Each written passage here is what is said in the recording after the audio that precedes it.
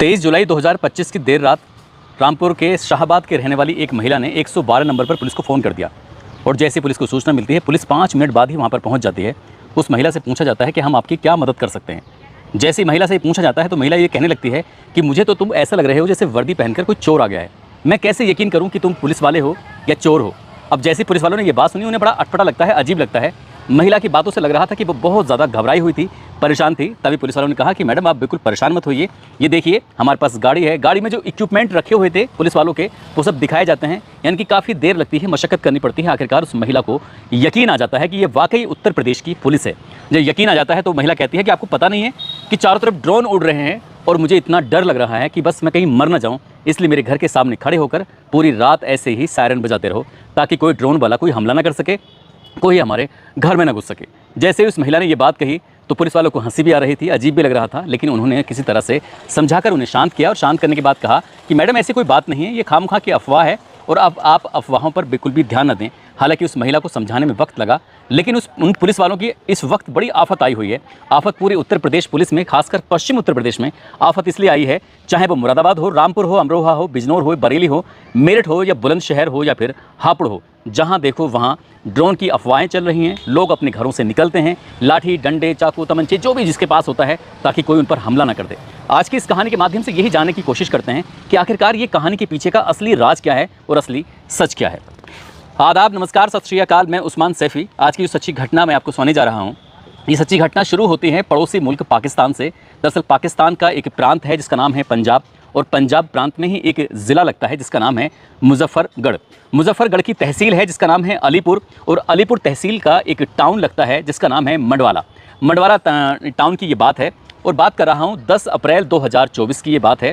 दरअसल 10 अप्रैल 2024 में पाकिस्तान या सऊदी अरब या गल्फ़ कंट्री में ईद उल फित्र का त्यौहार था, ईद का त्यौहार था। यानी कि इस त्यौहार पर नए कपड़े पहने जाते हैं, सेवी बनती हैं, अच्छे अच्छे पकवान बनते हैं। लेकिन ये मंडवाला टाउन में एक घर ऐसा था और उस घर का मालिक होता है सज्जाद खोकर, जिसकी उम्र लगभग 42 साल के आसपास होती है।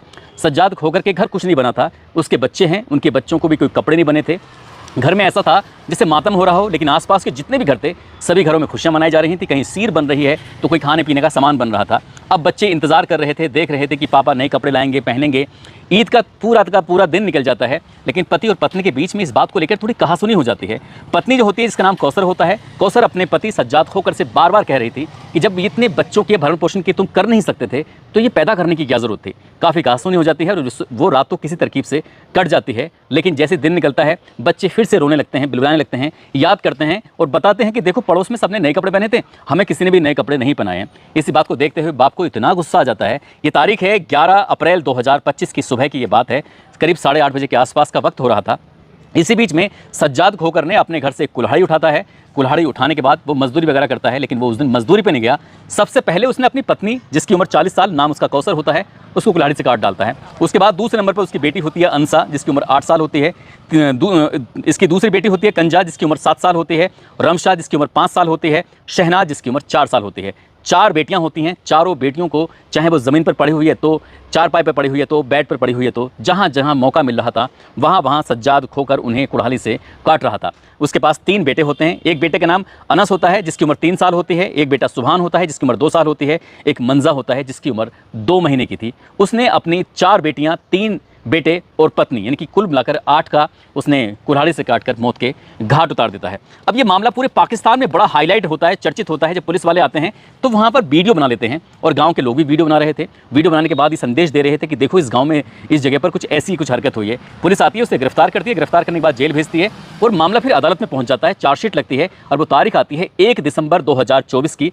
मुजफ्फरगढ़ की जो अदालत होती है, इस व्यक्ति जिसका नाम सज्जाद खोकर होता है, इसको 8 बार फांसी की सज़ा सुनाई जाती है। अदालत में जज साहब ये कहते हैं कि इसको पहली बार फांसी हो जाए, उसके बाद फिर उसे उतारा जाए, दोबारा फांसी दी जाए, तिबारा दी जाए, चौथी बार दी जाए। यानी कि इसने 8 कत्ल किए हैं तो 8 के लिए इसको 8 बार फांसी दी जानी चाहिए। भले चाहिए पहली फांसी में मर जाए, दूसरी, तीसरी, चौथी, पाँचवीं। जज साहब को भी कुछ इस तरह से गुस्सा आता है और लोगों ने इस बात पर अच्छी प्रतिक्रिया दी थी कि जज साहब ने वाकई ये अच्छा फैसला सुनाया। हालांकि वो अभी तारीख निश्चित तय नहीं हुई है कि आखिरकार सज्जाद खोकर को कब फांसी दी जाएगी। लेकिन ये जो वीडियो बनी थी वो वीडियो सोशल मीडिया पर अब तैरने लगती हैं जगह जगह, और इसके तैरने का जो नंबर आता है ये उत्तर प्रदेश के ज़िला मुरादाबाद का गांव मंसूरपुर लगता है, थारक का नंगला लगता है। यहाँ से पहली बार ये इस गांव के नाम ये हैं भी या नहीं भी, इस बात की भी कोई मुझे ज़्यादा जानकारी नहीं है, ये तो मुरादाबाद के लोग ही बता सकते हैं। लेकिन वो पाकिस्तान की जो वीडियो थी, एक बाप ने जो अपने बच्चों को यानी कि 4 लड़कियाँ 3 लड़कों और पत्नी को जो कुल्हाड़ी से काट दिया था, उस घटना को उत्तर प्रदेश के ज़िला मुरादाबाद के मंसूरपुर थाकर का नंगले के पास से जोड़कर उसको वायरल करना शुरू कर देते हैं। और कहानी कुछ इस तरह से रची जाती है, कहा जाता है कि ड्रोन से पहले तो रैकी की जाती है। ड्रोन आते हैं, ऐसे घरों को निशाना बनाते हैं जिस घर में कोई होता नहीं है, या फिर ये देखते हैं कि कोई सो रहा है, जाग रहा है, पूरी रैकी की जाती है। उसके बाद घर के अंदर आते हैं और घर के अंदर आने के बाद फिर वो चोर पूरे घर को लूट लेते हैं और उसके बाद फिर लोगों को काटना पीटना शुरू कर देते हैं। वो छोटे छोटे बच्चों को भी नहीं बख्श रहे हैं। इस तरह की जब कहानी सोशल मीडिया पर बहुत तेज़ी के साथ तैरने लगती है, अब हर कोई एक दूसरे को तसल्ली देने लगता है, कहता है कि फला जगह इस तरह की घटना हो गई है, आप अपने बच्चों को थोड़ा ठीक से निकालना, रात को जागना। अब लोग इतने डर जाते हैं कि डर का आलम कुछ इस कदर होता है कि आप इसी बात से अंदाज़ा लगा सकते हैं। उत्तर प्रदेश के ज़िला अमरोहा में 12 जुलाई से लेकर 18 जुलाई तक 202 कॉल सिर्फ 112 को इसलिए की गई कि हमने अभी अभी अपने घर की छत पर ड्रोन उड़ता हुआ देखा था। यानी कि 202 कॉल 12 तारीख से लेकर 18 तारीख तक। आप सहज ही अंदाज़ा लगा सकते हैं कि संभल हो, मुरादाबाद हो, चंदौसी हो, रामपुर हो, अमरोहा हो, इन जगहों पर सबसे ज़्यादा अफवाहें फैलाई गई थी। यहाँ के लोगों ने तमाम सोशल मीडिया के जो पन्ने थे तमाम उसमें भरना शुरू कर दिया कि यहाँ पर हमने ड्रोन देखा है, ऐसे देखा है। अब लोग रातों को निकलते हैं, चाहे बच्चे हों, महिलाएं हों, बूढ़े हों, बुजुर्ग हों, जैसी जिसकी हालत थी वो अपने घर के सामने चारपाई डालकर, खासकर ग्रामीण क्षेत्र की हालत ज़्यादा ख़राब हो जाती है। ये बात अफवाह फैलते फैलते शहर तक भी पहुँच जाती है, और शहर तक जब अफवाह फैलती है तो लोग अपने घरों से जागने लगते हैं और ये देख रहे थे कि कहीं उन पर हमला ना हो जाए। अब इन्होंने इस तरह के काम करना शुरू कर दिया, लेकिन इस जागने का क्या नतीजा होगा किसी ने सोचा नहीं था। ये तारीख थी 25 जुलाई 2025 की रात। पानीपत से एक कार में बैठकर 6 लोग चलते हैं अपने घर के लिए। इनका घर था जिला संभल की असमोली थाना क्षेत्र का गांव मिलकपुर नवादा। जैसे ये जा रहे थे NH 24 पर रास्ता भटक जाते हैं। इनको जोया से कट लेना था असमोली के लिए, कट ले नहीं पाते, कट आगे था। जब करीब 4-5-6 किलोमीटर आगे निकल जाते हैं तो ये डिडोली थाना क्षेत्र में पहुंच जाते हैं, और डिडोली थाना क्षेत्र का गांव लगता है पतई खालसा। वहां पर जाने के बाद किसी व्यक्ति से पूछ रहे थे, देर रात की ये बात थी, कि भाई साहब हम लोगों को मिलक नवादा जाना है, जो कि थाना असमोली में लगता है। उनसे पूछा जाता है कहाँ से आ रहे हो? उन्होंने कहा हम पानीपत से आ रहे हैं। पानीपत से आ रहे हो तो यहाँ कहाँ जा रहे हो? इस तरह के जब गांव वालों ने सवाल जवाब करना शुरू किया है तो गांव वालों ने कहा ये तो ड्रोन वाले हैं। बस उनकी इसके बाद क्या होना था कि उन्हें पीटना शुरू कर दिया। 4 लड़के तो किसी तरकीब से जान बचाकर वहाँ से भाग जाते हैं, लेकिन 2 लड़के फंस जाते हैं। एक का नाम अंकित होता है, एक का नाम तहजीबुल होता है। तहजीबुल हक और अंकित को कुछ इस कदर मारा जाता है, इस कदर गांव वाले पीटते हैं कि उनको मार मार के उनको ICU में भर्ती कराना पड़ता है। जब तक पुलिस आती है तब तक उनकी हालत बहुत ज़्यादा बिगड़ चुकी थी। ऐसे ही एक और घटना है 25 जुलाई 2025 की। अमरोहा के एक जगह लगती है बचराइयों, और बचराइयों में ही एक गाँव लगता है नसीरपुर। नसीरपुर में कुछ लोग आम के बाग की रखवाली कर रहे थे। ये फिलहाल आमों का सीजन चल रहा है। ठेकेदार होते हैं मोहम्मद उमर, उसका भाई होता है इस्लाम, उसका भतीजा होता है यानी कि इस्लाम का बेटा जुमा, और एक उनका सहयोगी डालचंद होता है, और एक और व्यक्ति होता है जिसका नाम सलीम होता है। पास के ही गांव में किसी ने खबर दे दी कि जो आम का बाग है उस आम के बाग में चोर हैं, उनके पास ड्रोन है, जितनी जल्दी हो सके चलो। अब गांव के लोग इकट्ठा होते हैं और वहाँ से इकट्ठा होकर पहुँच जाते हैं। पूर्व प्रधान अपनी पूरी टोली को लेकर पहुँच जाता है। पूर्व प्रधान यानी कि जितेंद्र सिंह, गौरव, सुखवीर सिंह, शिवचरण, नो सिंह, इस तरह से लगभग 60 आदमी और जो पहुंच जाते हैं। लाठी डंडे हथियार थे उनके हाथों में, और जाने के बाद उन्होंने आम के बाग में बैठे हुए लेटे हुए उन लोगों को बहुत बुरी तरह से पीटा। तभी किसी ने पुलिस को फ़ोन कर दिया कि जल्दी से यहाँ पर आ जाइए, नहीं तो ये पब्लिक इन लोगों को मार डालेगी चोर समझकर। पुलिस आती है, इन बेचारों को जान बचाती है, लेकिन डालचंद की तहरीर के आधार पर जो नामजद थे, जैसे पूर्व प्रधान जितेंद्र, गौरव, सुखवीर, शिवचरण, नो सिंह और 60 अलग अलग लोगों के खिलाफ FIR दर्ज कर ली जाती है। अब पुलिस उनकी गिरफ्तारी वगैरह कर रही है। ज़िंदगी अब कैसे कटेगी? एक FIR छोटी सी धारा भी लग जाती है तो इंसान को परेशान कर देती है। इन पर तो खैर बड़ी धाराएं लगी हैं। ऐसे ही तीसरा एग्जाम्पल है 22 जुलाई 2025 की रात। संभल का एक नकाशा थाना लगता है, वहाँ पर एक गाँव लगता है नहठोर। यहाँ का रहने वाला सुंदर होता है, और इसी के भाई का एक साला होता है, नाम सनी होता है। सनी और सुंदर दोनों ये जो कावड़ियों की झांकी थी उसे देखने के लिए जा रहे थे, और कावड़ी की झांकी देखने के बाद ये वापस आ रहे थे तो रास्ते में इनको ये पूछने लगते हैं इनसे कि भाई तुम कहाँ से आ रहे हो? तो इन्होंने बताना शुरू कर दिया कि हम वहाँ से आ रहे हैं। सही जवाब दे रहे थे, लेकिन गांव के लोगों ने, जिसमें नंद किशोर होता है, भारत होता है, डब्बू होता है, श्री राम का बेटा होता है, और 10-12 और अज्ञात लोग होते हैं, इन लोगों ने इन दोनों लड़कों को पकड़ा, जिसका एक का नाम सनी होता है, दूसरे का सुंदर होता है। उनको बहुत बुरी तरह से मारते हैं, पीटते हैं, और पीट पीट कर इनको भी अस्पताल पहुंचा देते हैं। पुलिस अगर नहीं आती तो शायद ये मारे जाते। ऐसी 26 जुलाई 2025 की देर रात की बात है।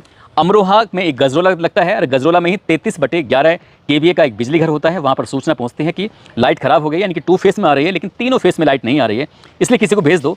2 लाइनमैन को भेजा जाता है, ये कह कर कि आप जाकर इस लाइन को ठीक कर दो।